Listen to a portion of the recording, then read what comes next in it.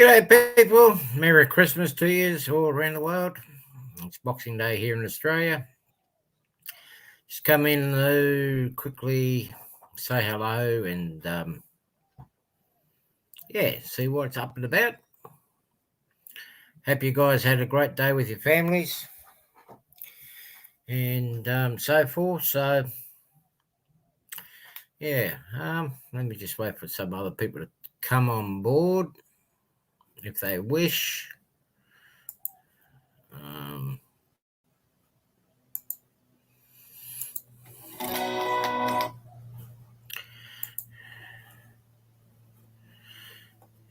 Hello to whoever's joined in.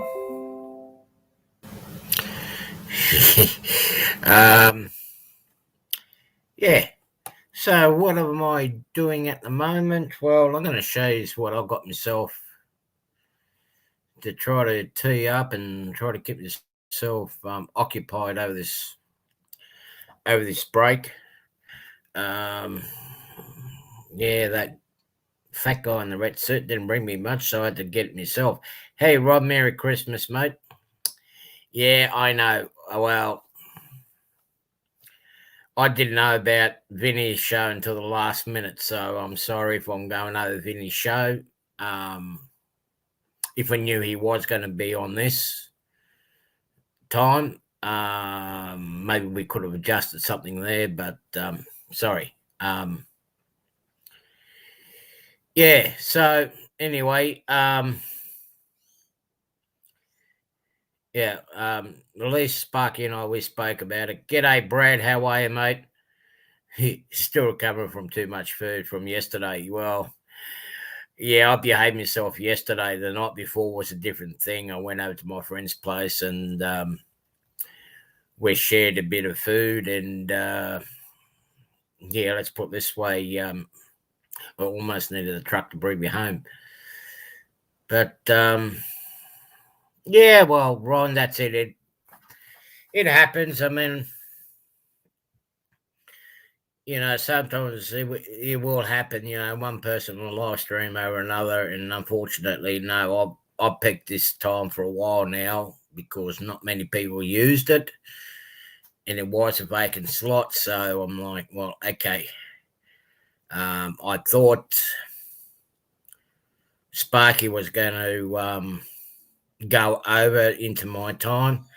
So that was fine. Like I don't really mind so much because he let us know well and truly in advance that that's going to happen.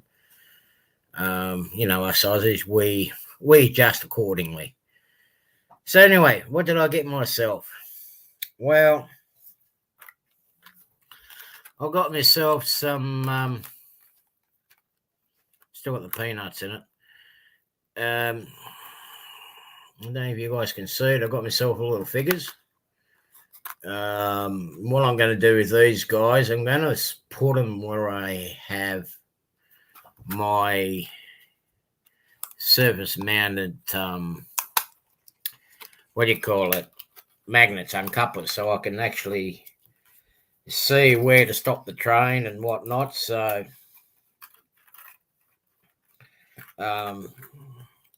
for the shunters or the switches for Australia, I mean, he'll work out just right. So I'll put him down somewhere. With the magnets, just makes it easier for me to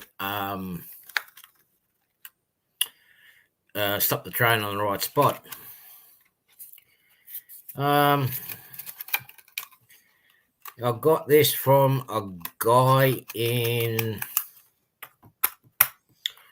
for the Australian viewers in West Australia that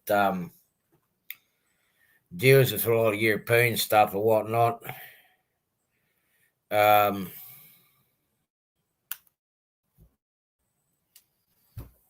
some naughty figures for a couple of buildings I'm going to be doing a bit later on. But since kids are going to be on, I'm not going to show too much more. Hey, Container Man.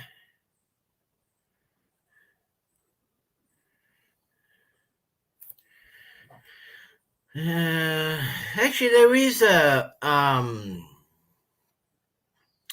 There is a fair few. There's actually, I would say there's actually more HO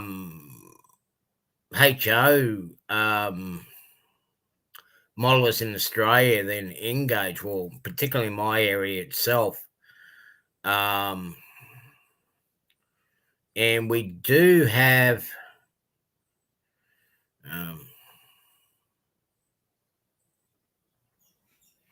there is a guy in that I got my Kenworth trucks. He does a 3D printing, but his dispatching is sadly very slow. He takes in more orders than what he can actually produce, and you take a while for him to do. He does do the Australian model trucks, the cattle ones. You've probably seen him in my earlier series. There is another guy in Queensland that kit bashes and scratch builds the heavy haulage trailers for the machinery trailers up in that we use in Australia. I'll show you one of the jobs that works that he has done. You've probably seen it in my layout. That's one of the ones that he's made, the container man. So, there, Roy. He is making me another one with a longer deck. And a couple of the T901s.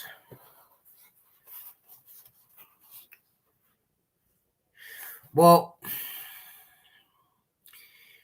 the Aussie road trains are not hard to make, even with American trucks. All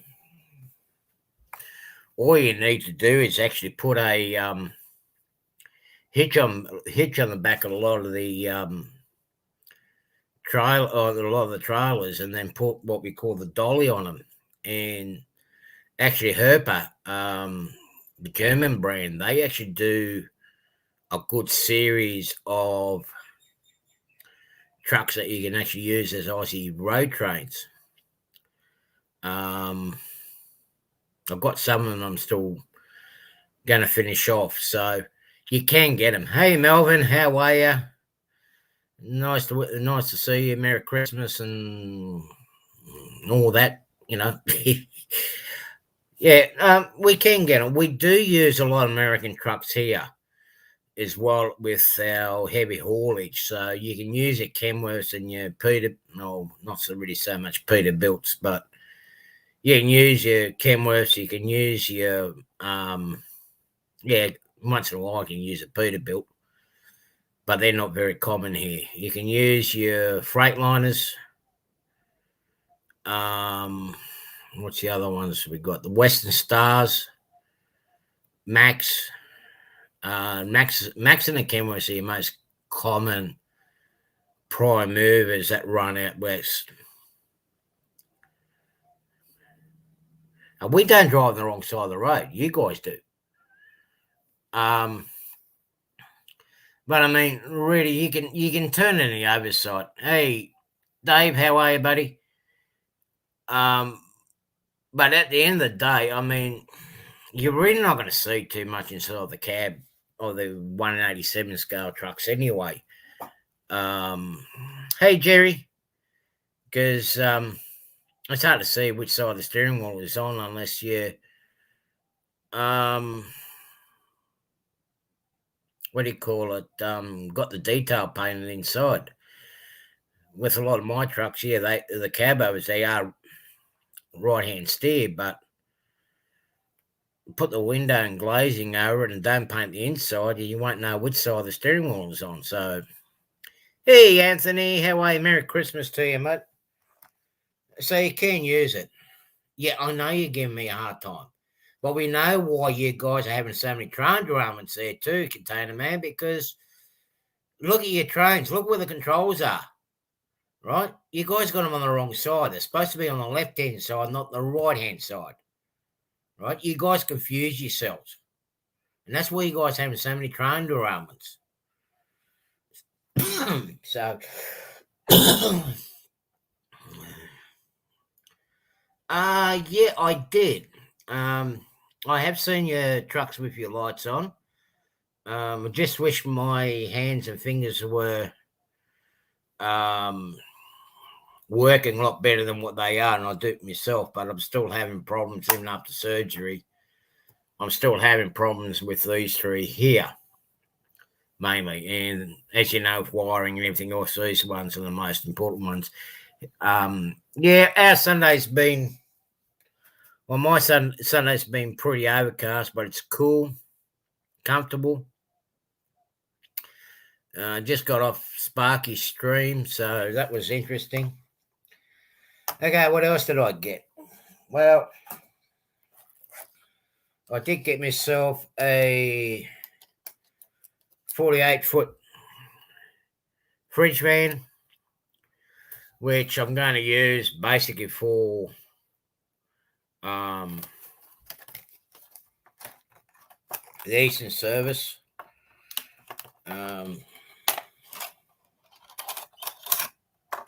It's a Herper model. Didn't pay much for it. I might turn it into a B unit, but I mean, 48 foot, that's just a little bit too long for an Aussie B double. Don't look too bad.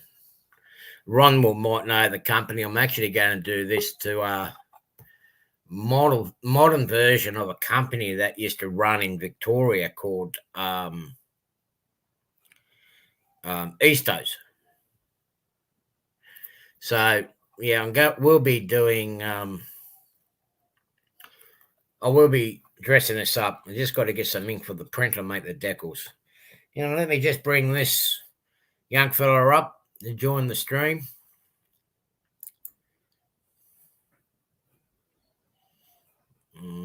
Where is he?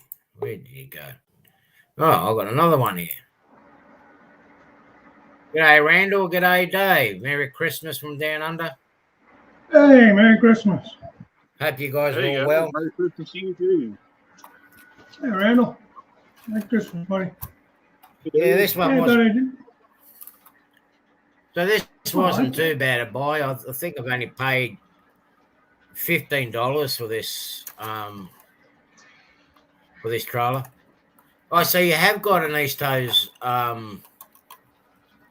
trailer on. I used to actually work for that company as a grease monkey before I really got stuck into my driving, before I got my semi-trailer license. And one good thing about that company was I literally traveled all over Australia with it, with that company. But that's what that trailer's going to do. I'm going to make some up to a modern version of the Eastos, basically from late 80s onwards. I will try to do some earlier ones. But yeah, that's that one. I've got myself what we call some got myself another little old time passenger car, the FO passenger car that ran through this area. Nice. Got the kit. Let me grab one off the layout. I've got one here. I'm going to do a slight kit bashing to it.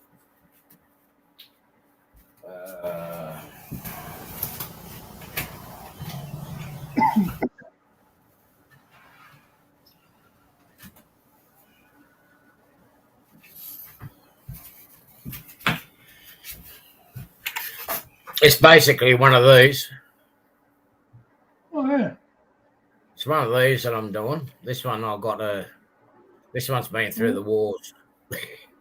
What era would that be? Like what year? I mean, ballpark, 1900s, 1800s. You know what I mean?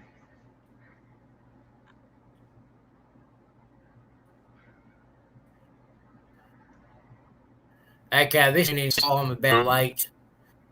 What happened then? Basically, they ran from about late 30s, early 40s, up to about mid 70s around here. Oh, okay. They actually finished their time in my area. Okay. There was another version. Looks like something Well, they had older, like from corridors. here, like early 1900s for us. Could be wrong. Yeah. Yeah, they did use them in the. They did use them when they did electrification around here. And they convert them into like traveling crib rooms and whatnot on work trains. Gotcha. So they actually converted into that. So here's one of the ones that I kit bashed before, and this is when they started going into the corridor ends. Looks like Pennsylvania Railroad colors.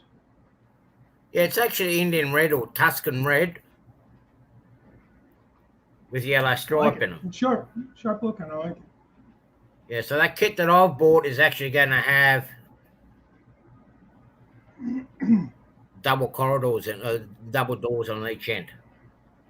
I did have one somewhere down the track, but I can't find it. But I'm going to make one of them up.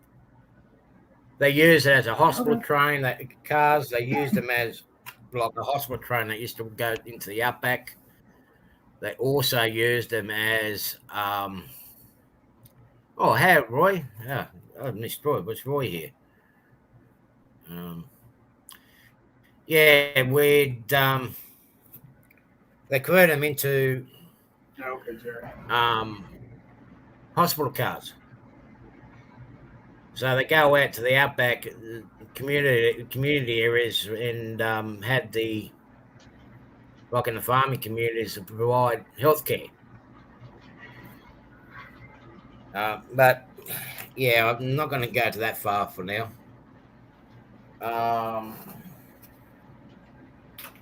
Now with the ends, I bought I've got the brass ends. I've got the brass ends on them.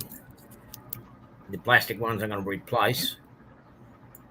I'm going to put these brass ends on them. At least they're going to withstand the damage. They won't get damaged like the plastic ones.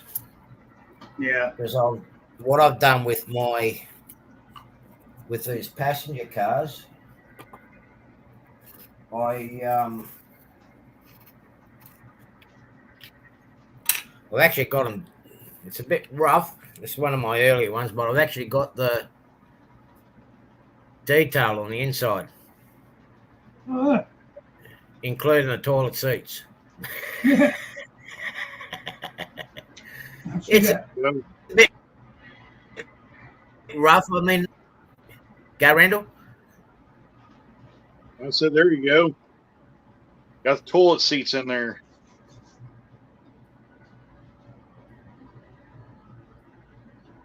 Yeah.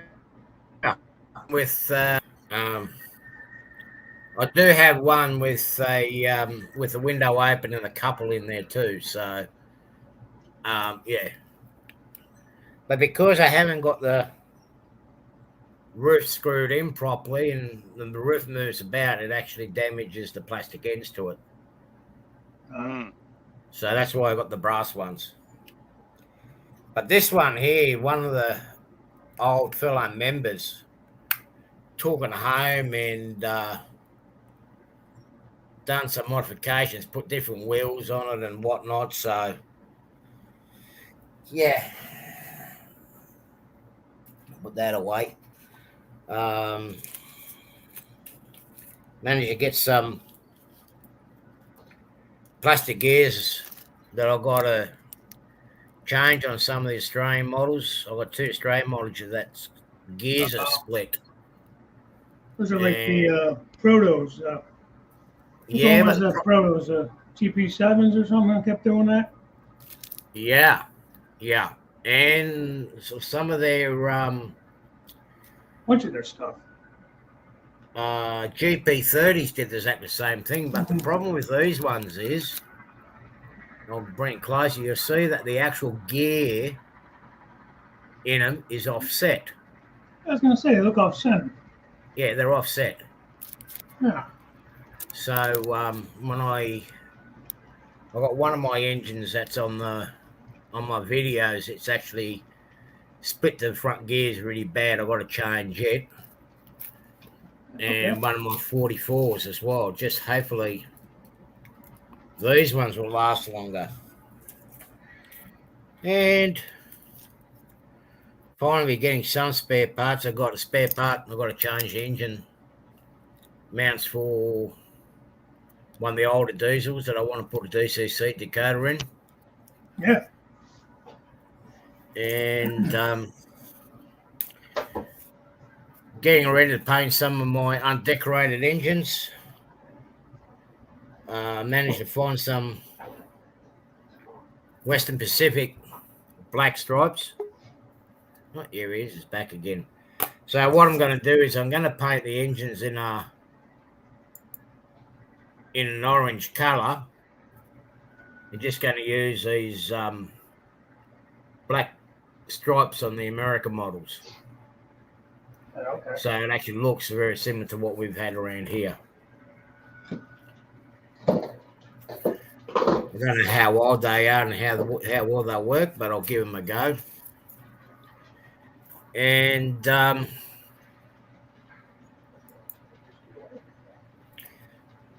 thing I'm working on at the moment,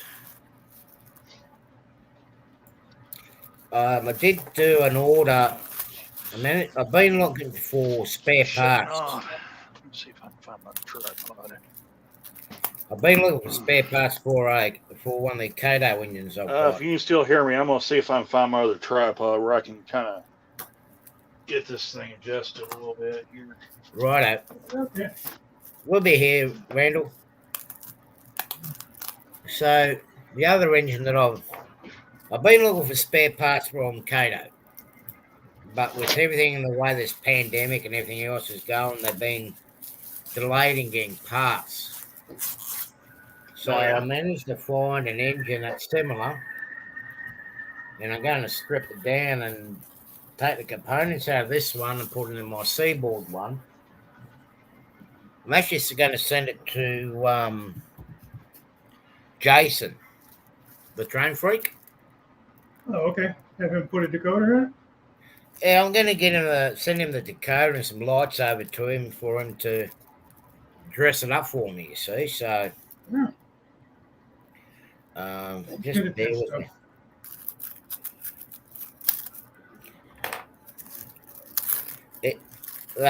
Kato said I needed another motor and a few other bits and pieces, but some of the stuff's not going to be available until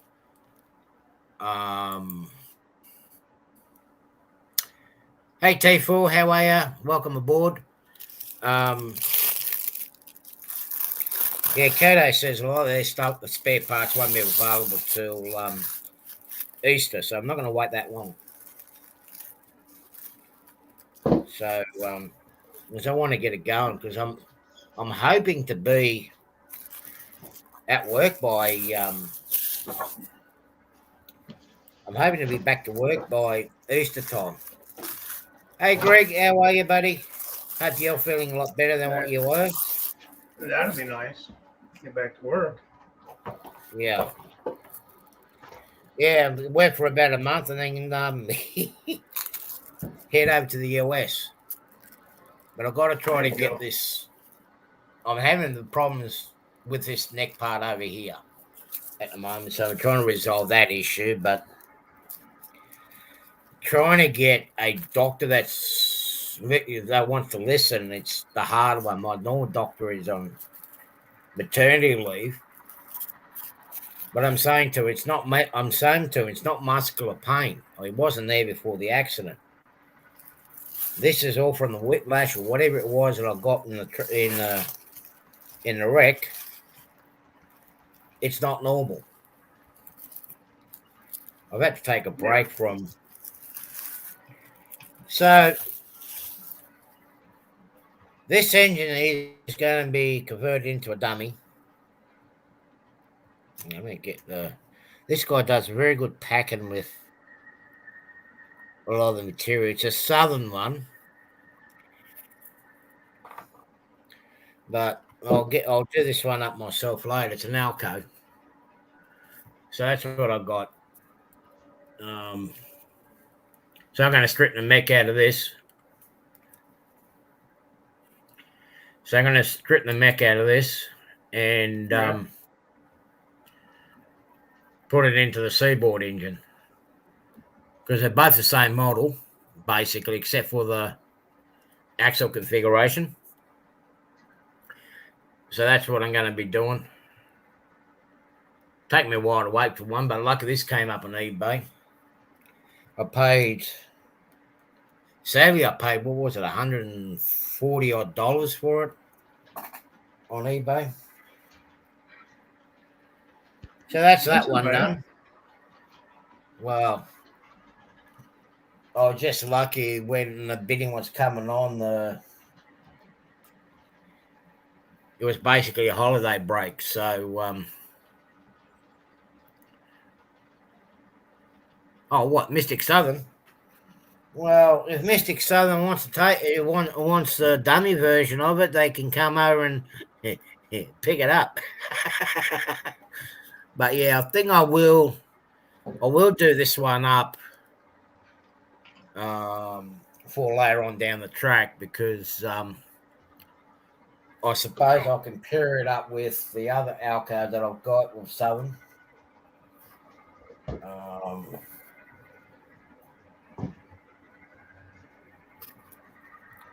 Which is this one here. I'm yet to it hasn't got a sound decoder in, but I finally got it going. Sadly, story with this one here was this one got stolen off my front doorstep by parcel thieves, and it reappeared not far from here. So we've got the little parcel thieves. I've got to get the front handrails for it. Oh, sorry, rear handrails, because you guys call that the rear and that the front. Here in Australia, we call it the other way around. That's the front and that's the rear. So, not a battle. You guys drive backwards too. Oh yeah, at least we know how to do it without hitting anything. Driving the right side of the road too.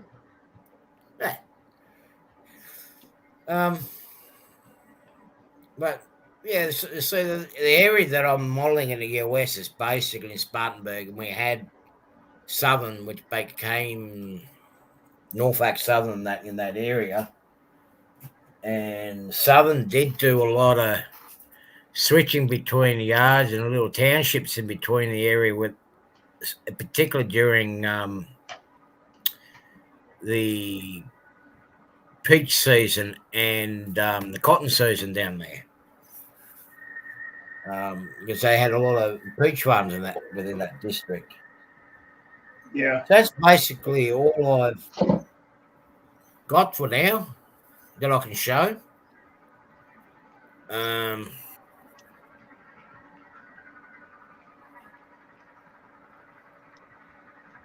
Is that Kimberly? Is that a troll? Is it? Jerry? Because if it is, I'll delete it. I'll just wait and see what they do. I've been lucky, touch wood.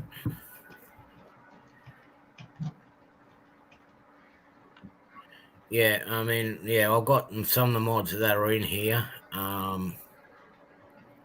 What do you call? Who else can I turn into? Actually, I'll turn. I'll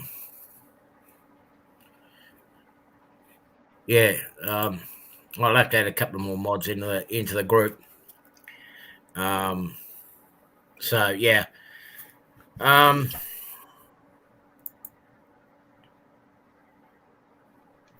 See what happens. Now, what I have done is I've been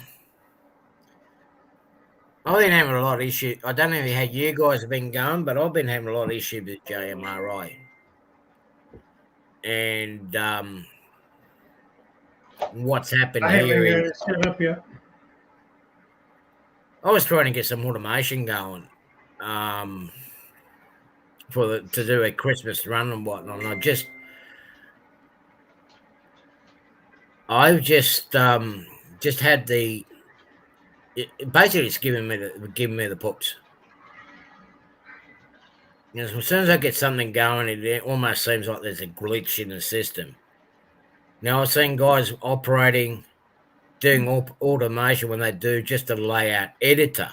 I've done the layout editor, then it says it needs something else. You got to do the roots. You got to put an entry point. You got to do this. So then I went over into doing the panel editor, get all that all set up, and then you still need to do this. You need to do that. You need to do routing. You need to do this, and I'm like, I'll go back and try in the German version. I know you got to pay for it, but I'm going to be heading over to the train controller.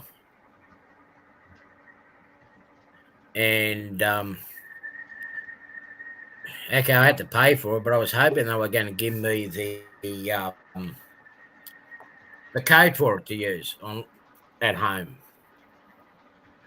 But apparently I've got to wait for the stick to come over from Germany, so that's delayed that for a little while, and see how long that's going to take to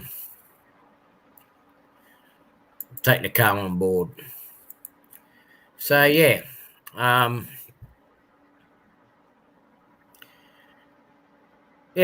so I'm going to be using the train controller for doing the automatic train running. It works a similar way as here we go.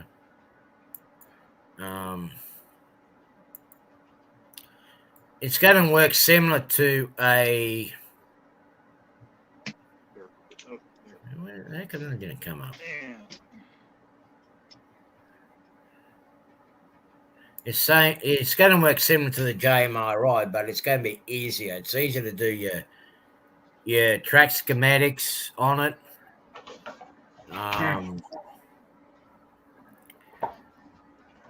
And it does the calculation for your routes and all that. It gets all that. It gets all the routing, everything else organised for you already. It calculates it straight away. Where with the JMRI one, it seems to miss a lot of it. Hey, Kyle, Merry Christmas and all that, buddy. Hope you're doing well, and I hope you're still sober and sitting up straight. Okay, so why isn't this coming up? Yeah. Let's see if that'll work now.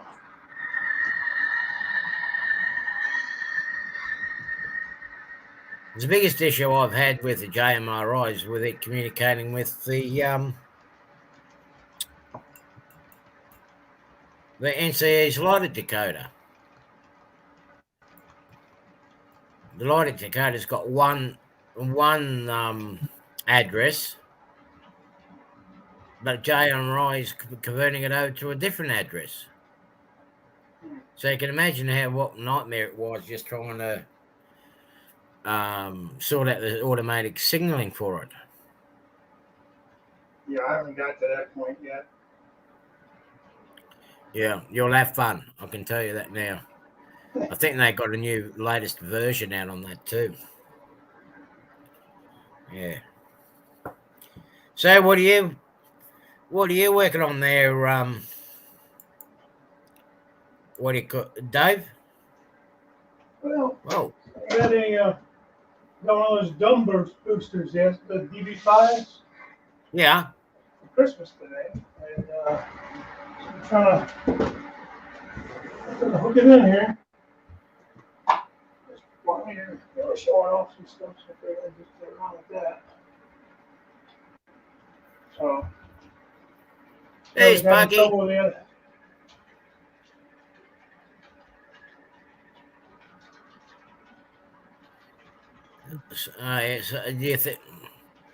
Hopefully it will resolve the issue that you've had with your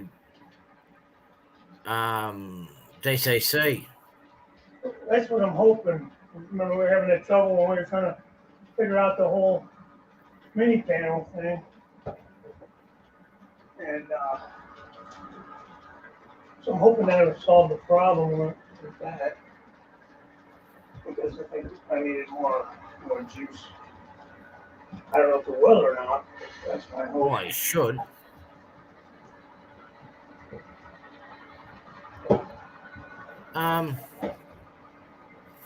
Well, Sparky uses NCE. I wonder how he goes with his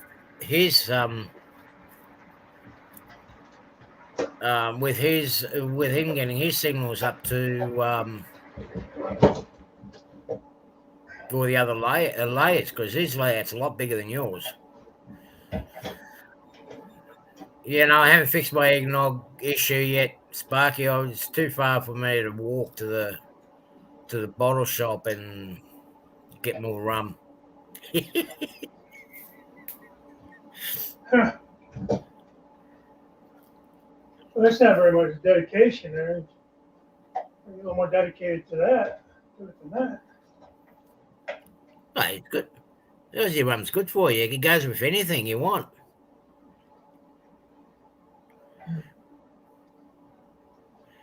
Yeah. Yeah, I don't. Have you spoken to Jason in regards to it? Did he give you any further advice than what you're working on now? Talking to me? Have you spoken to Jason about it? I have not had a chance to Oh, yeah. get back together with him on any of this. So, I'll get it figured out better doing it.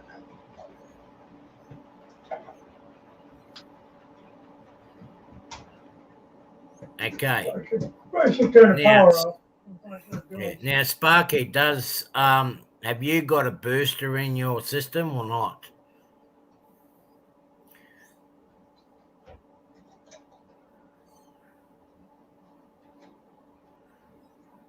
Because when we add it up, so from there to where you get your dead point is what, 20, 40, 60, about 70 feet. Yeah, it's quite a distance. I mean, yeah, it's 20, 40, really good. 50 feet maybe. Something like that. Yeah. Maybe a little more, a little less, but See, it's strange you having issues, because I already haven't had much issue at yet. Because I did do the bigger layout before.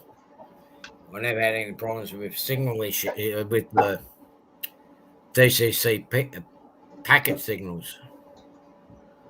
yeah. Well, either way, I wanted to add the extra power anyways. Just because I run a lot of locomotives at one time and everything I have is pretty much DCC and sound, So I figured it wouldn't hurt to have the extra power for all this stuff that I run. However,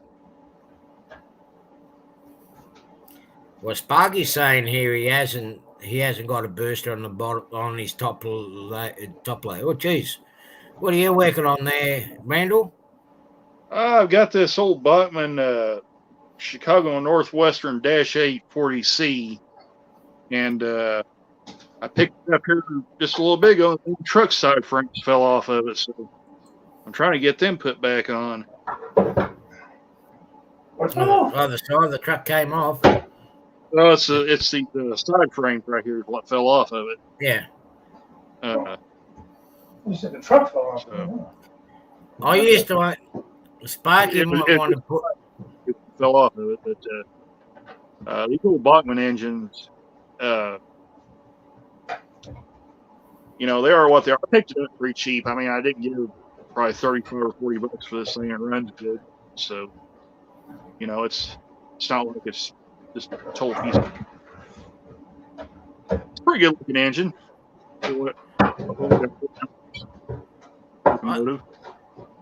Sparky might want to put the earplugs on for this one here for what I'm about to say. I managed to get a couple of those same models that you got there. That was in Conrail colours. They were going cheap. And what I did was... Were they the nose like these earlier, or were they the white? Yeah, the same noses. No, same as those noses. And what I've actually done is I've actually removed the cab and cut the nose off it on the front. And I put a what we call a Pilbara cab, which is an Aussie cab here. That because BHP use the same type of loco engines, but with their own cab on the front. Right? I can hear Sparky in the chat already.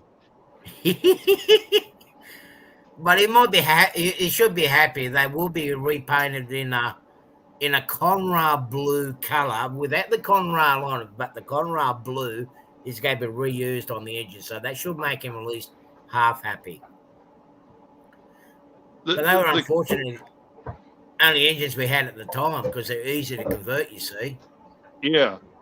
I always like the Conrail paint scheme. I mean, I don't have any Conrail engines, which is kind of odd considering how much I like the paint scheme. I don't have any Conrail engines, but I've always liked the paint scheme. I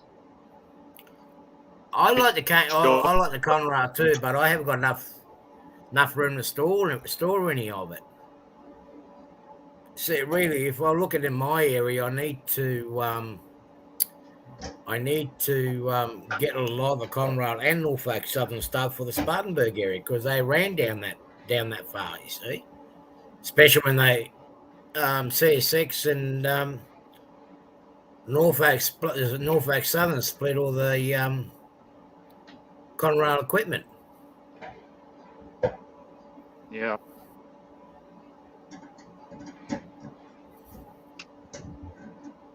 Yeah, that was that was a rough deal right there.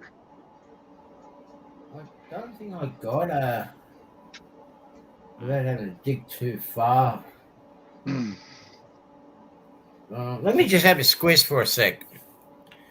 I'll leave you up there for a minute. Let me have a squeeze. I might have.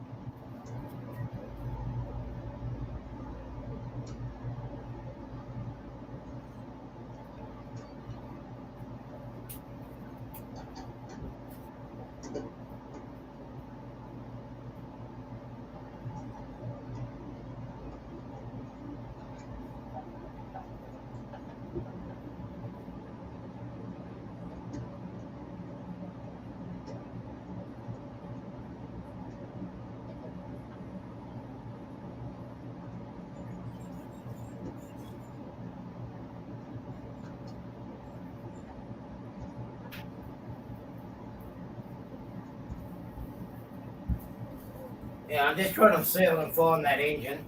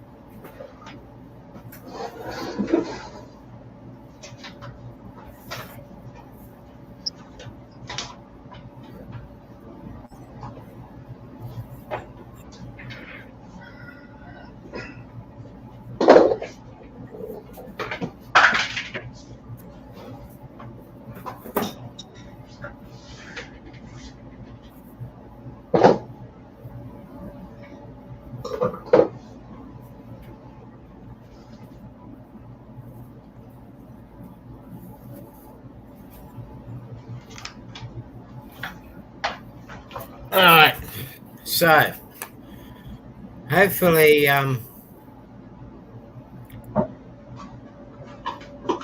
you guys can take a look at this now. This one hasn't been out for a while. It hasn't completely been finished. But, that's the Pilbara cab. Try to get it out.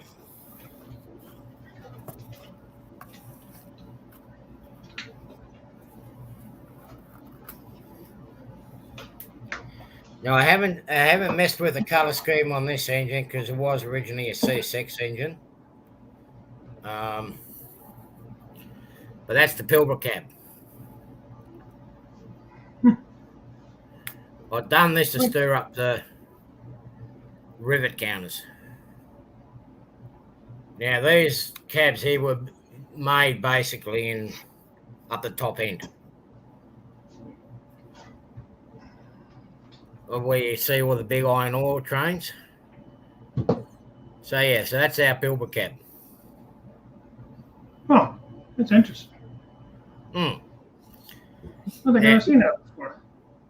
No, well, the only way to get these done is to actually kit bash them.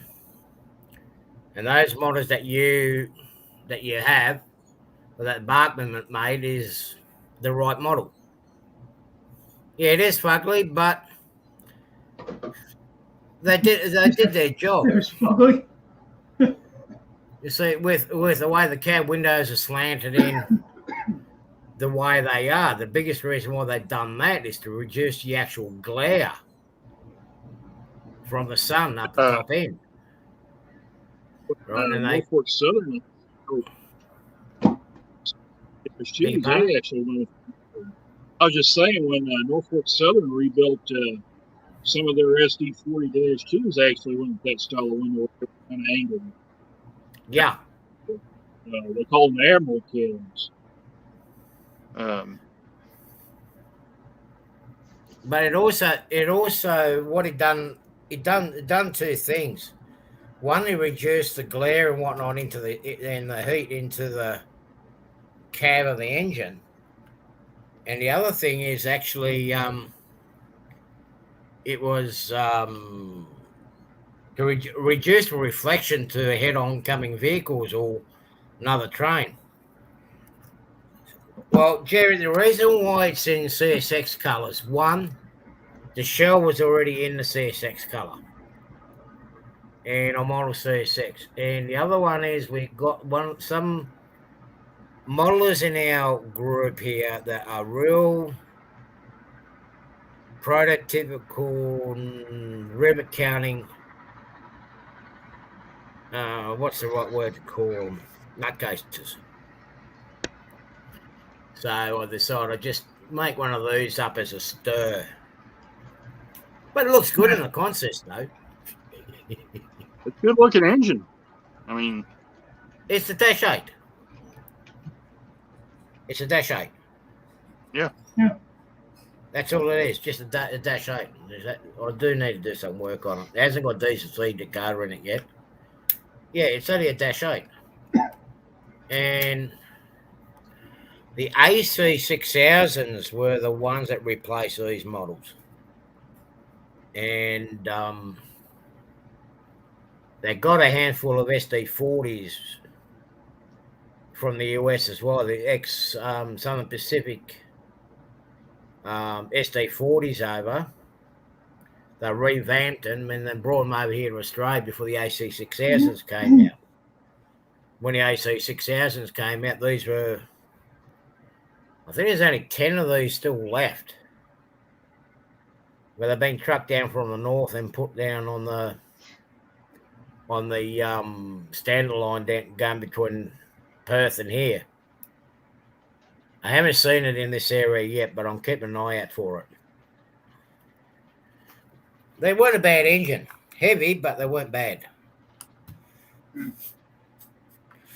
Well, I think BNSF referred most all their Dash 8s, 6-axle ones. Yeah. They've still got a handful of 4-axle ones left, but they're pretty much only in local service now. Mm. And so are the GP60Ms. They're in local service now. Yeah. Yeah, I think there's only about 10 or 15 of them left.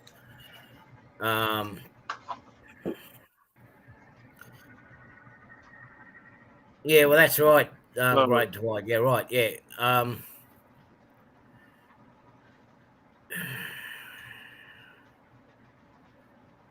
Yeah, they actually. Sorry.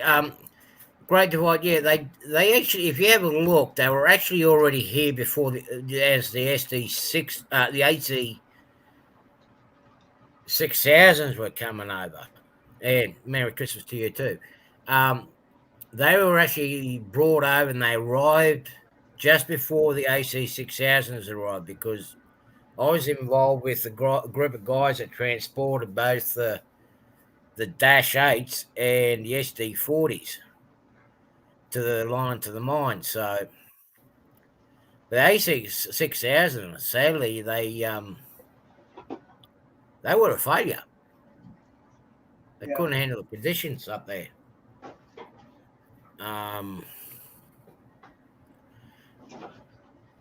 The SD70 ACEs, they're actually, so far as what I've been told and what I've heard, they're actually doing, what do you call it? They're doing quite well.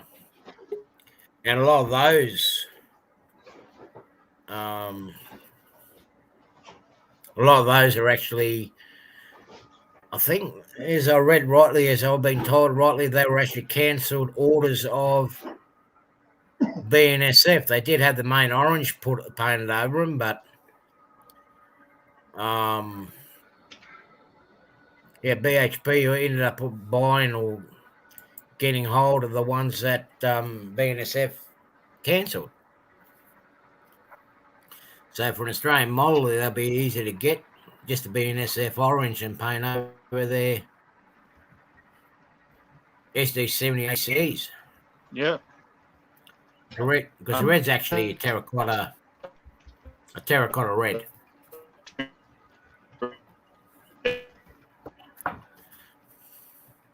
Sound like you Enough can't. with it. You It's kind of odd they haven't tried to get some of those engines. What's that?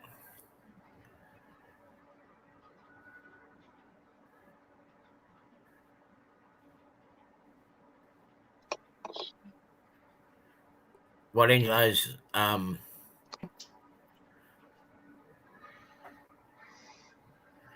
Okay, what's going on here? Oh, he's dropped out again. So there are a lot of issues over there.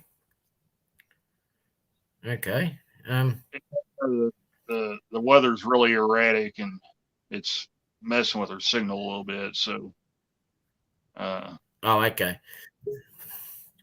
So which engine were you referring to that they should have gotten? Randall? say it again. Which engines were you referring to? The SD70s? Well, what I was referring to is the X4-9. Thanks, Sparky.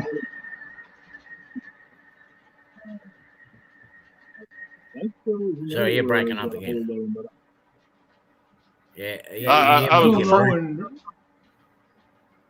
Yeah, I was referring to the Dash 9, Gordy. The Dash 9s. Yeah. Some of the mines up in that area did bring the Dash 9s over. Newman Mining, they brought in Dash 9s out from the US. They brought, I think, about 18 units over, and they stayed. Actually, they're still using there now. They bought them, and then they bought some more on top. I can't remember how many they got now, but they bought Dash 9 straight off the shelf and put them straight in the service. And yeah, that's really the only part of Australia where they can actually buy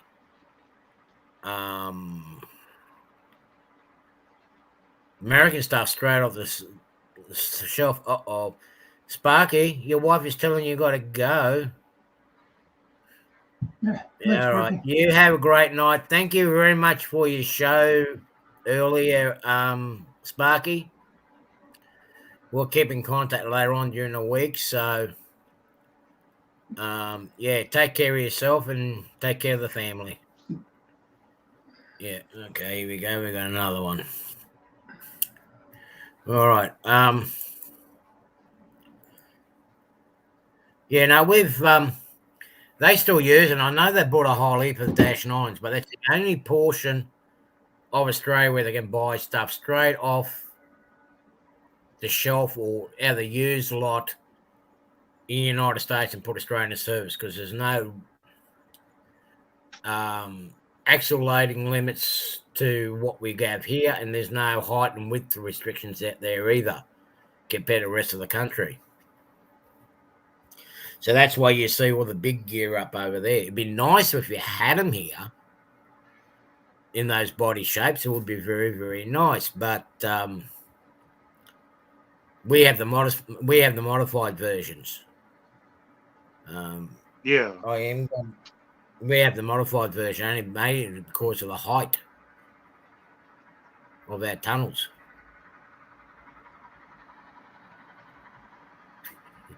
Yeah, didn't they have like a low profile SD70 Ace or something like that? They had,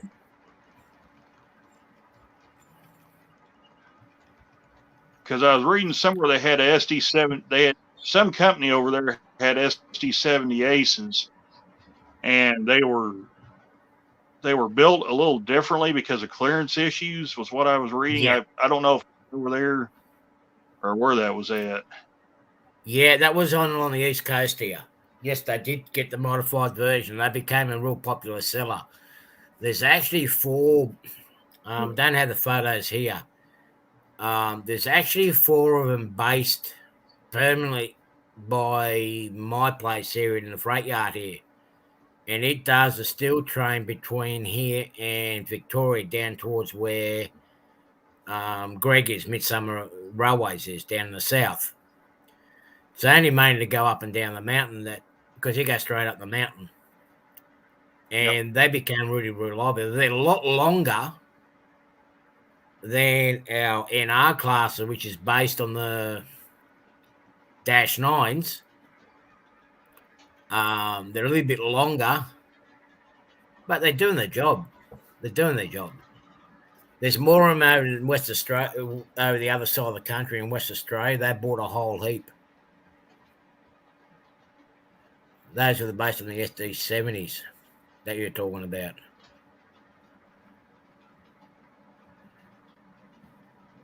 But you really need to have a look at what engines they are. I mean, there's a lot of new models that came out. We've got another version that's similar to the SD75. We have those here. That's what Santa Fe bought back mid '90s, just right before the BNSF merger. But if you have a look at the two from a distance, you think they're the same because they use. They're using the same. You can pretty much say they're using the same body shell. The only thing that's different is the engine inside and the motor and the actual bogie frames. That's the only thing that's different with them. Maybe the cooling cap would be different too. I believe the SD70M and SD75M shared the same body. The only difference between the two, the SD75M had 4,300 horsepower, and the standard SD70 was just 4,000. So, yeah. They come, hey Rick, Merry Christmas to you, mate. Yeah, we've already drunk the rum and eggnog and whatnot. You're a bit too late, and the pizzas are all gone, and the roast chicken, well, it ran away with the flies. So you weren't really late. Yeah. We got what we call the NR class. That was based on the -9 AC 4400s. They made, I think, about 120. Ron might be able to clarify me here if I was wrong.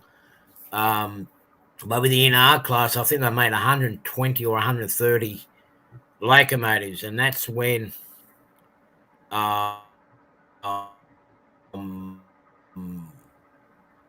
the old Australian National became National Railways when it became privatised, semi-privatised. It's still a government entity, but it's been working like a private industry. And they purchased 120 of them, and all these other, and they slowly started buying all the other states' railroad fleet, especially down in the south here. They started buying them all together and amalgamating them into one big giant company, monopolising the railroad. They basically deregulated the rail freight industry, and that's when we started getting what they call them, Wisconsin. We had Wisconsin Central come out here with a different banner. What they called them, Australian something, ATM they called themselves. It failed. We had Austrac, that's failed, but Pacific National ended up taking. It's now called Pacific National. It took over. What's that other one? Those orange engines that he's got over there with the black stripes. Can't think of the name. No, the orange engines with the black stripes. They got the parent company. Can't think of their name at the moment. Yeah, they're scattered all over the countryside. That took over some portion of it, but they just ran into the ground. It'll come to me later on anyway. We got Independent Rail. They still succeeded. They brought some. They're using some old. Oh no! Hey Thomas, how are you? They brought over engines from Sweden, of all places, to run the container freight from out the west, from the wheat belt and the cotton belt down to the seaside.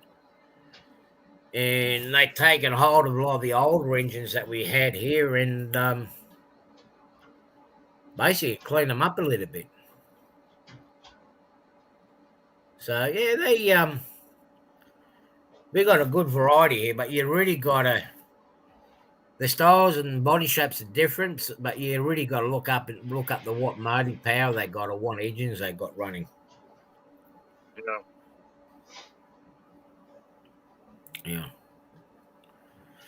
Well, BNSF rebuilding most of it are currently probably one of their more unusual engines are their GP25s that they call them, which actually have about 3 body styles. They use like a GP50, GP40X.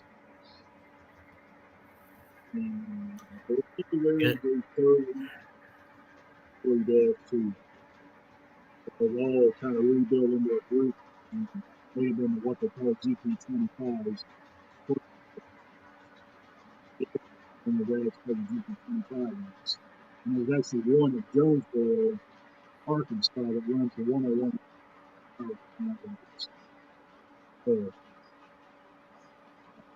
You find a way again, Randall. I'm just saying, down there in Jonesboro, there's Jonesboro, Arkansas, there's a GP40X body locomotive that's called a GP25. Yeah. But it still has its mostly original body. It still has the flared radiators and whatnot on it. The only real change they made to the body, they put these huge boxy number boards on them, which they've also put on a handful of their SD-2s. To me, it kills the look of them, but still, they're still out there running. Well, I know there's a big uproar within our region at the moment with that company in Pacific National. What's been happening is the so-called bean counters have been messing up, something chronic. They've been going around and deciding, oh, look, those old coal wagons, instead of replating them on the inside and get more use out of them, they decided to scrap them. But the whole thing is, these cars have been reliable and they've been out since what? Oh, late 70s, early 80s. They came out. Yeah, about early 80s. But they haven't been splitting apart. They haven't been cracking or anything like that. And they're still reliable carriages compared to these new coal wagons we got. The new ones, they last probably about 10 years and they're splitting up in between. Now they decide they're going on a scrap program, so they're cutting them up. And they also doing the same thing with the diesel engines. When they done the when they were going to bring in a new motive power into the steel mill here, they got rid of all the good old reliable engines that could do the job and brought these American modified SW1500s, just give them a different body and shell on them and called them something different. I'm saying they were brand new. They weren't. They just used the same frame. And if you have a look at the cabs, then the cabs are very similar to the SW1500s. You know, so do you know Genesis? Do you know Genesis there, Jerry? If it is something that you know, I'll bring them back up. Otherwise, they're gone.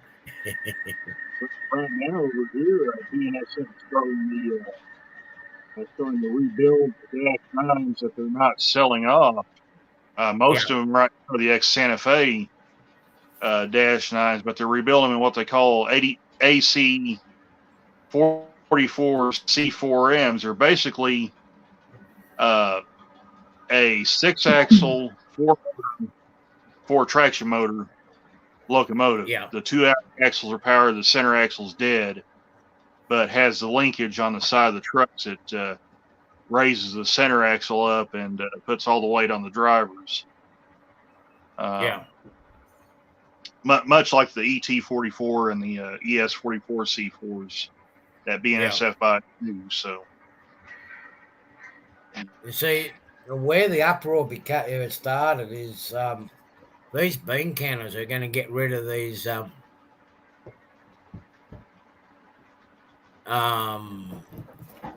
they're talking about getting rid of, and they're the most reliable and the best engines around. All they've got to do is just upgrade the motor. Yeah. But the configuration in it, the way it is just perfect, and that's the where is it? Our old Airco 44 class, and it can go anywhere. The actual weights and height and everything else is just right. But these bean counters that's there in the original colour scheme. Yeah, that actually looks like the old SD9s from back in the day. SD9s. This here has got the similar engine to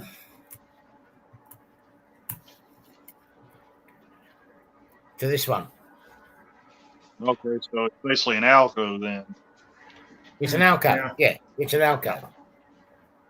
But they go anywhere. I know they're getting strict with our emissions here too, like in the US, but what do you call it? Yeah, I mean these because with the emissions they're trying to get rid of these, but all you got to do is just change the engine power inside of it. Well, you can do things to clean those locomotives up where they're not just, throwing all kinds of smoke and stuff out of them.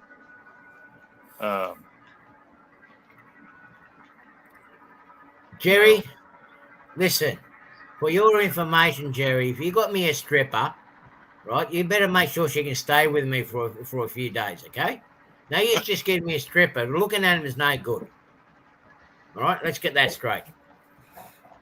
We located that girl that comes around your van. So, yeah. Sorry, Jerry got me a stripper, so One of the cool things that they're doing, I haven't seen BNSF do this a whole lot, but I've seen other railroads, just from rail fan videos, do this, where they're taking old locomotives like these SD40-2s and all that, and just yanking the old 645 prime mover out and dropping 710 prime movers in them. yeah. And they can just yank that engine out, drop the new engine in, and pretty much freshen everything up, and they got basically a top-notch locomotive, and they can just keep. Well, that's what CSX done to a lot of their SD40s too. They turned them into a 3, and I believe they're doing the same thing. Is it to their GP40s as well? Dave might can answer that question there. I think they have done it to some of the GP40s. Yeah, I think I know they did it to the 40-3s. SD40-3s. I know. I got a bunch of those. Oh, sorry, Dave. I mean, I've seen those in person. SD40-3s. A SpongeBob cab, they call it. Yeah. Cab. Yeah. I know. I think they've done it to some of the Jeeps too. Yeah, I know they're slowly starting to get rid of the GP30 slugs. I know CSX is slowly doing away with them because they're upgrading some of the older engines with newer motors in them. But they just reuse it. I mean, that's doing it smartly, just using the old gear with new technology in it, which is really just taking a 6-cylinder out and putting a V8 in it, really. Yeah. Or you're taking an old carburetor motor and putting a fuel injector in. That's all you're basically doing. Yeah. Yeah, so. I was just getting ready to say, I know for a fact they're rebuilding their AC 4400s because BNSF has been shelling some of CSX's new rebuilds through there because I've seen them on a couple of occasions. Well, they got it. They got it. They got to find an alternative in getting themselves going, mainly because the main form of traffic they use to rely their income on, it's slowly dwindling and it's dying. Over there and here, and that's your coal traffic. Yeah, but look how many coal trains are all parked up now. I know Utah will probably be a bit different, but a lot of places around the world now, you're seeing fewer and fewer coal trains moving about. I know here where our coal traffic has dropped by nearly 60 to 70%. Our coal traffic here hasn't really changed all that much in the past 15 to 20 years. They're still but intermodal has taken a huge jump in recent years. Now, they're probably not, I don't really know how to say this and whatnot, but they're not helping themselves by parking their trains for days on end and leaving them open for I've heard stories there'd be trains that would be parked there for like 3 or 4 days. And the shippers don't like that when they do. Oh no. Shippers will prefer, once they've got their containers loaded, the truck loaded, or the train loaded, what they expect if they put their stuff on a train, they want it to get to their destination as quick as possible. That's right. And this is what's been happening over here too. We got intermodal freight here too, and it's grown like nothing on earth. But our busiest corridor, which is Sydney-Melbourne and Sydney-Brisbane, our busiest corridor, particularly Sydney and Melbourne.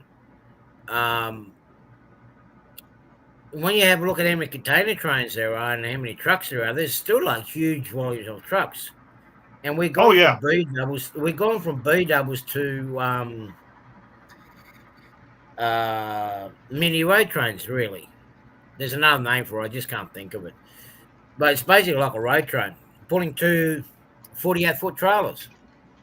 Yeah. And the thing that's been happening, like there's people that are anti-truck, and as I'm saying, the thing is, it's the rail system.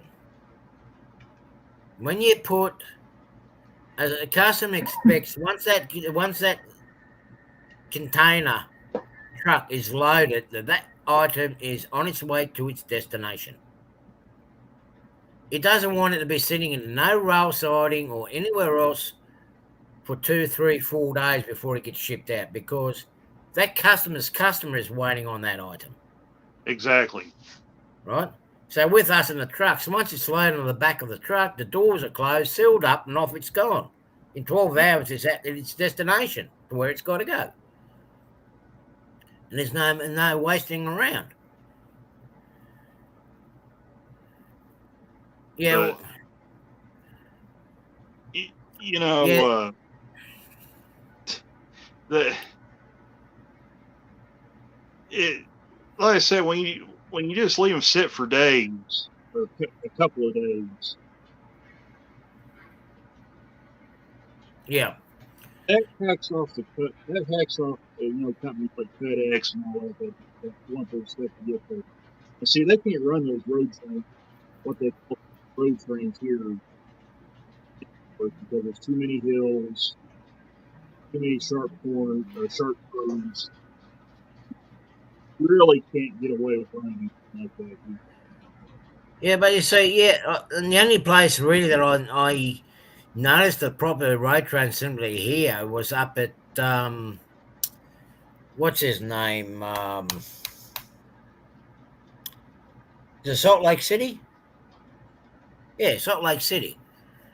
I noticed over there's a few over there that actually got the proper Australian type road trains running. Container Man, how are you, buddy?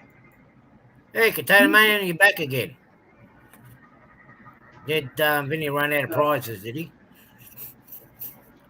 But yeah, I've seen transport companies over here, and I've worked for somewhere, and this is even a road transport where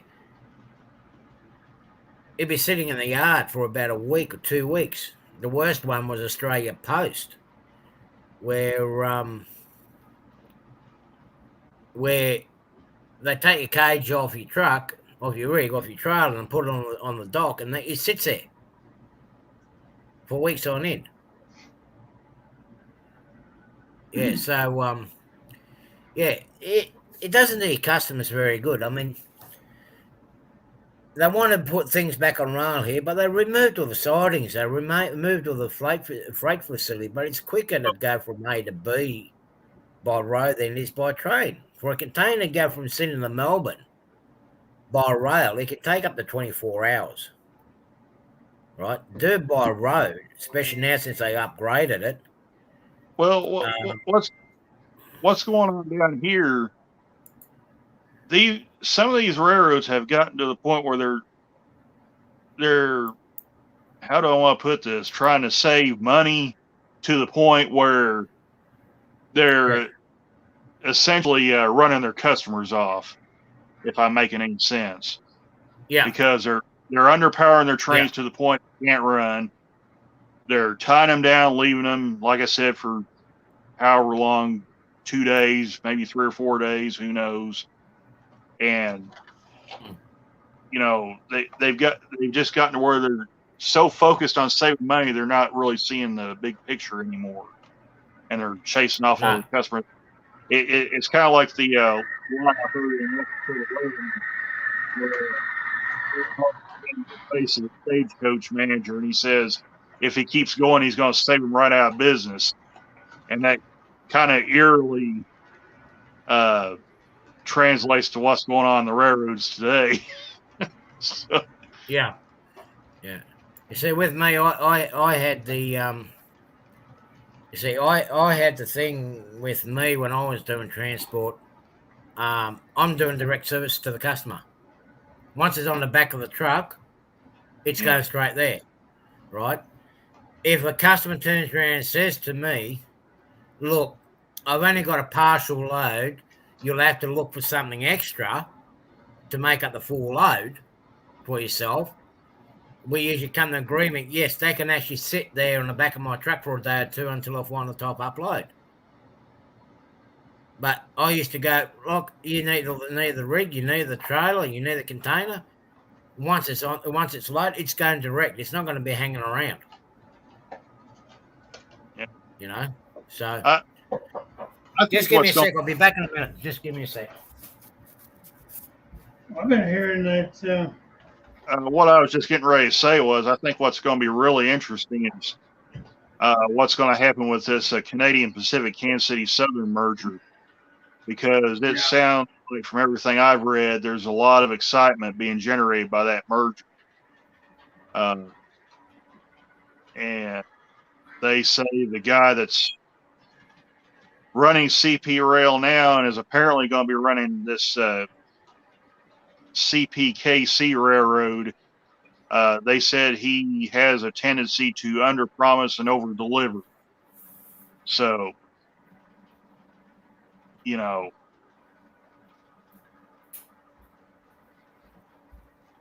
that could make things real interesting in the next couple of years.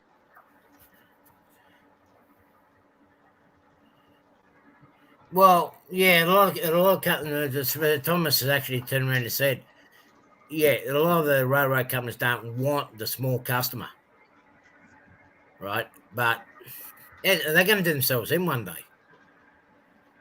I mean, there was a company here in Australia that was from Queensland. They actually done exactly the same as what Thomas Split Rock is saying. They didn't want a small customer. But the small customers were paying the bills. The big customers weren't.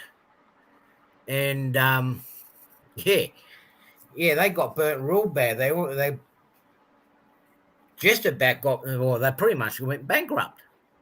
The only thing they saved them was the state government's dollars. They saved the assets. Otherwise, they would have lost everything. Yeah, it's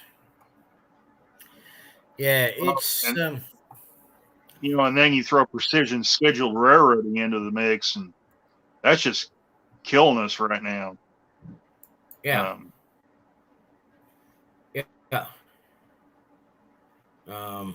What's the reasoning behind that? I mean, what's the end game there? I mean, the thing I read on it, Dave, what is the purpose of doing that?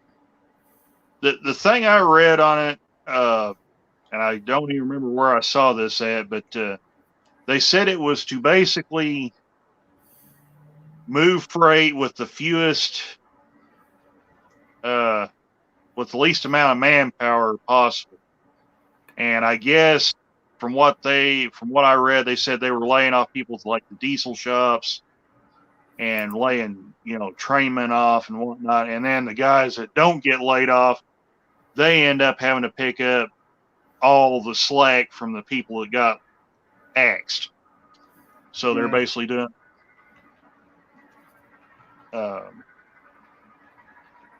double or maybe even triple the work. So you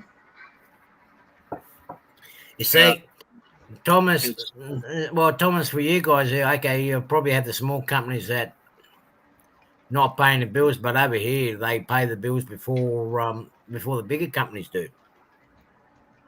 Especially if the company is run by a Indian company. More the Indians than the Chinese, where they'll order a coal train or a block train of coal containers and whatnot, and they end up getting it shipped to the port, and they merchandise is gone. Then all of a sudden they what do you call it? Don't pay the bills. What can you take? Nothing. Yeah, we had electric trains here too, Steve. G'day to you and Merry Christmas to you too. We had electric engines here. We used to have electric trains that used to cut the freight between the main cities like Wollongong, Sydney, over the mountain up to Newcastle. And even down in Victoria, Melbourne, they had electric freight engines. But somehow, some decided instead of replacing the ones that have been cracked up or whatnot, they decided to scrap it and go to diesel. So, I mean, they could still put electric engines there if they wanted to, but yeah, that's true. They do. There's some of the big companies do, but the irregular customers also end up getting looked after too. As a transport company, regardless, big or small, you always do favors to your regular customers. You know, the irregular ones, well, you do whatever. But when you've got your regular customers, you look after them. You know, you always make some sort of a deal. You know, like I had one company that needed containers up particular, coming about this time of the year, up far north with the mangoes. He used to need 120, 130, 140 shipping containers up there. But there's no way I can transport them all in one hit and that to go by road. So I managed to work out a deal where I can use his containers and put some on rail and some on road to get up there. And it just has to come up as it comes up. That wasn't too bad. I ended up working out a deal with him because he was my regular customer. Yeah. And another guy, he was a regular customer and done export meat and food from Australia, particularly into the US. He wasn't a big company, but I looked after him. I'd done him favors. And there was carriers from the US. I also they used to look after me because I was throwing them regular business and regular work to them. So, yeah. It's funny how that works, right? Beg your pardon? It's funny how that works. Take care of each other, you know? It's when they keep changing the bean counters and it they're the ones that stir up the pot every now and then and upset the customers. And when you're a big company like BNSF and CSX, Norfolk Southern, and some of these Swift and all these other companies, nothing worse than having someone new come along and upset a regular customer or a big customer.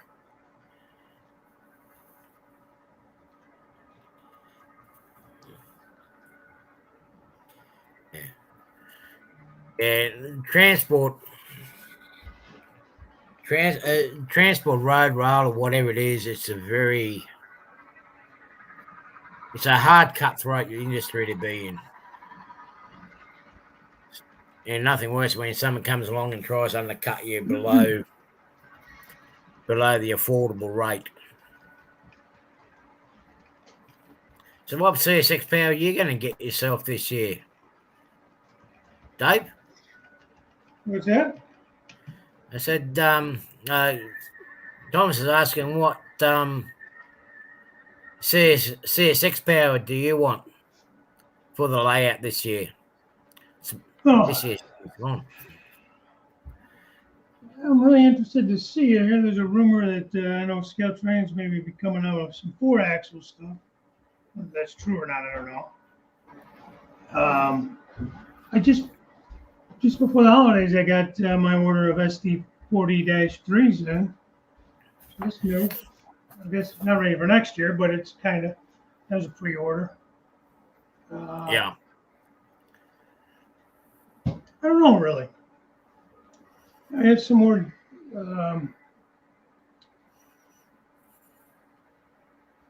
whether it be the Canadian Pacific, actually. I guess they're some Gevo Tier 3s, I think. I got a couple of those on pre-order from Scale Trains. I don't know if I actually go through with that or not. We'll see. Yeah, I wouldn't mind some of a couple of those Gevos. I wouldn't mind getting a couple of Gevos myself, actually. Yeah. No, I mean, they put stuff out on pre-order, man. I get all excited about it and pre-order it, you know. I've got 2 BNSF 25th anniversary engines on pre-order. They're due out last of February is what they're showing. So. Oh, okay. I know we ordered some of those well cars from them. I didn't get in on the last run. Well, we'll go ahead and try some of those. I've got to say those. They're pretty good cars. Those are the 40-footers? Were they any good? The backpacker cars, they call them. Yeah. How big of a container will those fit? I believe it's 40 on the bottom, and you can run. I believe it's a 53 if you do it on every other well. Okay. And would you ship at the bottom? A 40 on the bottom or a 48? I think it's 40 on the bottom, and you can run up to a 53 if you do it in every other well on top. All right. And again, because for some reason I was thinking the 40-footer was an older well, you know. Apparently they're not. They're modern. No, they've actually they modified some. They modified some back down to short 40-foot. I know TTX they modified a fair few 48 and 53 footers, but more than 48 footers to 40 foot, and they use them on block trains between Greenville, Spartanburg Intermodal Yard and down to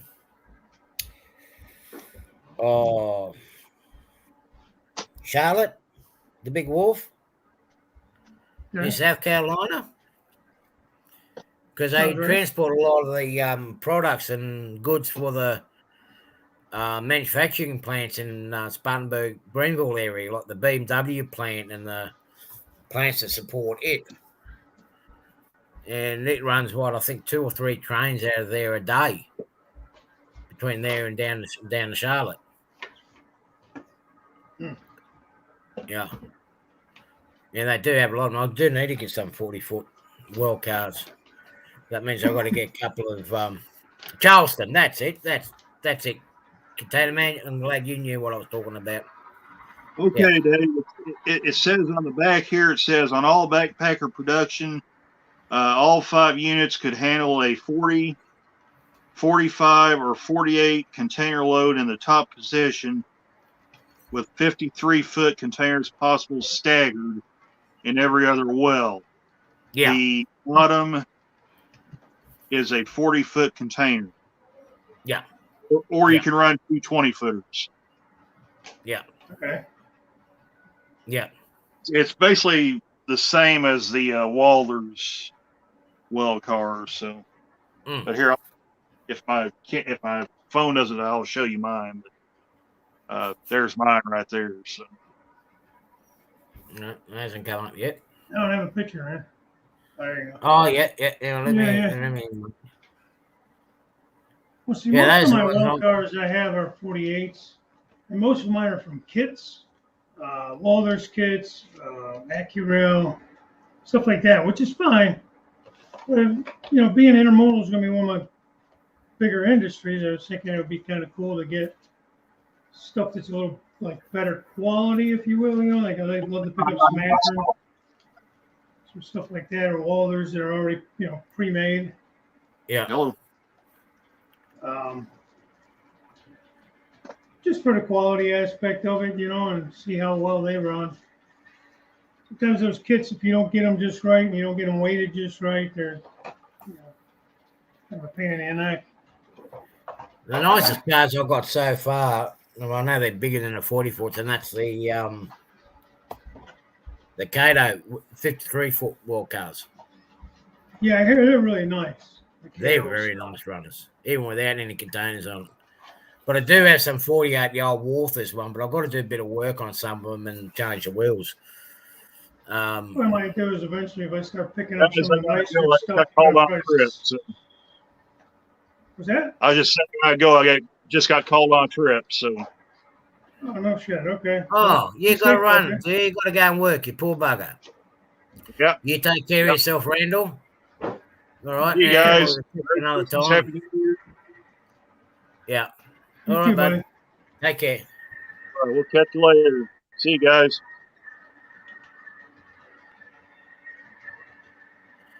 So Sparky said something tonight that seems to be true tonight. The cars that are so well detailed,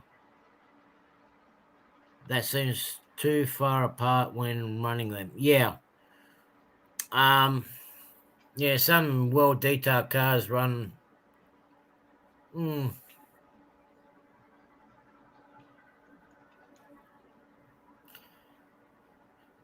Yeah. Some over detailed cars are a bit, yeah, and the less detailed cars are pretty good, but I mean,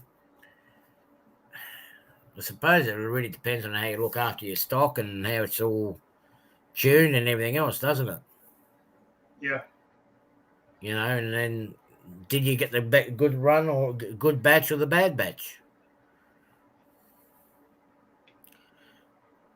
Yeah, like I'm messing with this coil car right now. This is a scale trains. When they came out, and they just want too much money for this stuff. And they're nice, they're detailed. But I'm trying to get this lid back on to sit in here right.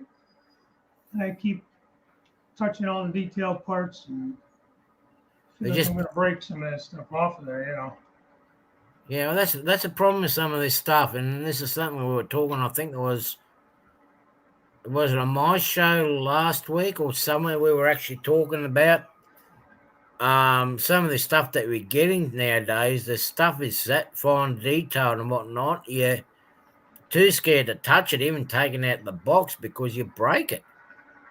Yeah.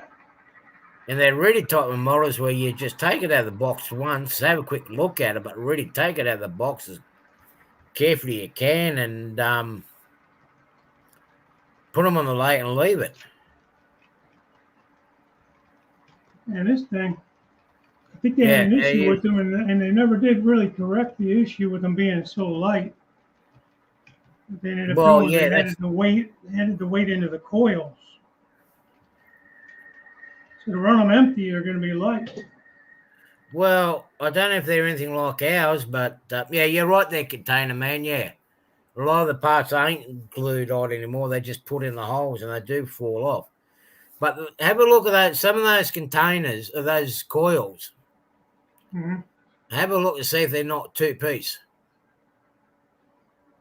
Well, it looked like they do come apart. I just put all the stickers on. It looks like they could probably come apart. Have a look to see if they can. Yeah, you can. What do you call it?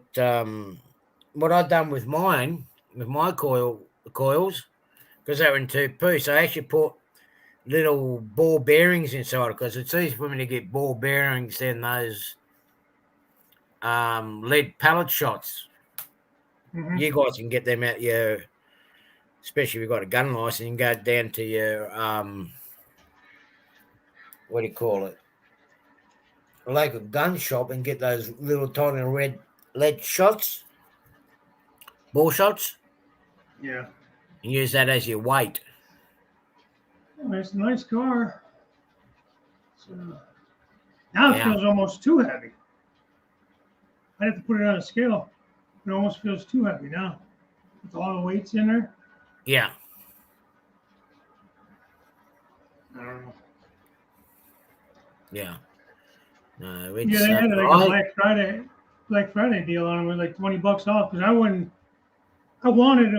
one or two of them, but then I wasn't going to pay $56 a piece for them. I didn't want them that bad. So then they had like $20 off. They're like 36. So I bought one just because, I wanted one originally. So if you're at 36, is a little more normal, if you will, especially for a rivet counter with all the details and that. But here again, man, I'm just touching it now, and there's like fine piping and stuff on there. Yeah. on the side of the lid and stuff. And like even the side of just these walkways, so you really nowhere to like actually pick it up without pulling the lid off or bending these walkways.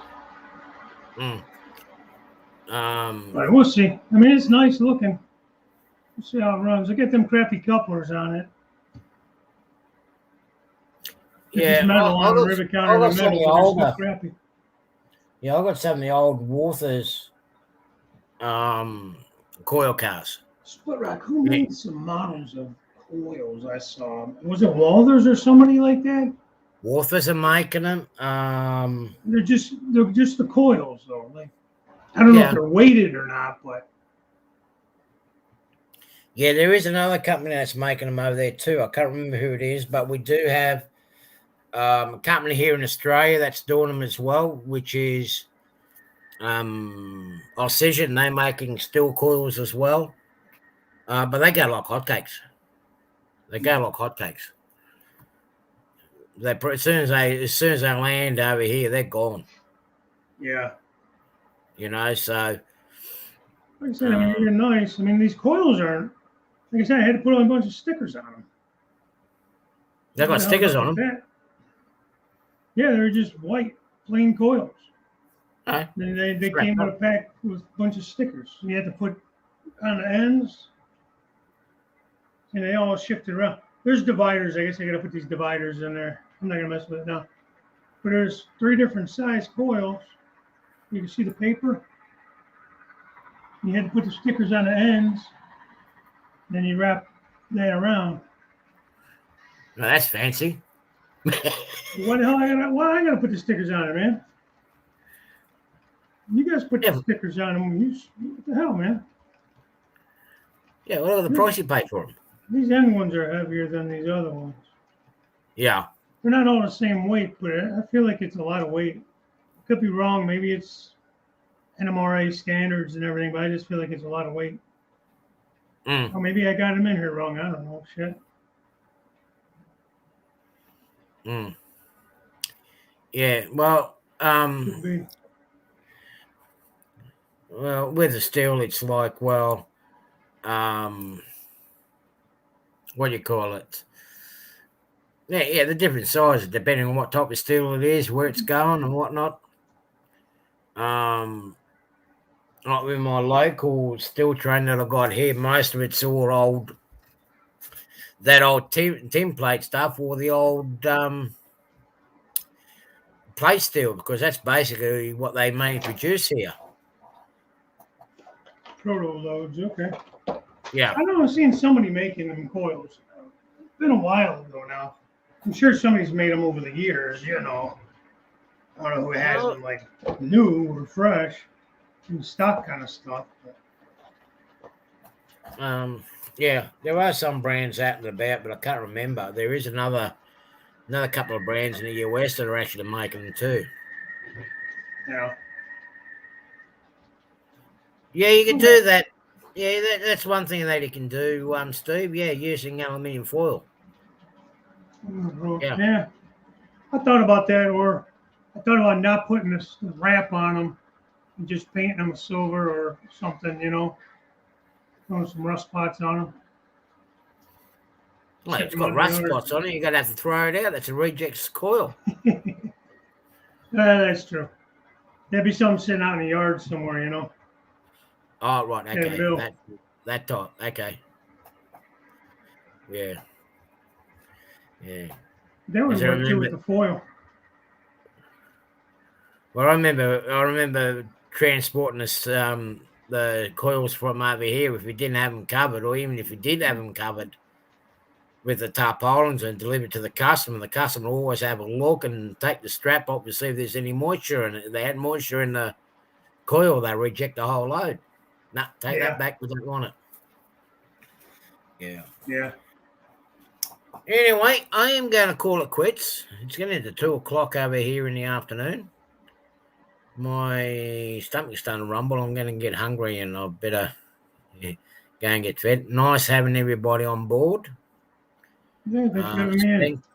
Yes, thanks to you, Dave. Thanks to Steve, Thomas, Who else do I have on here?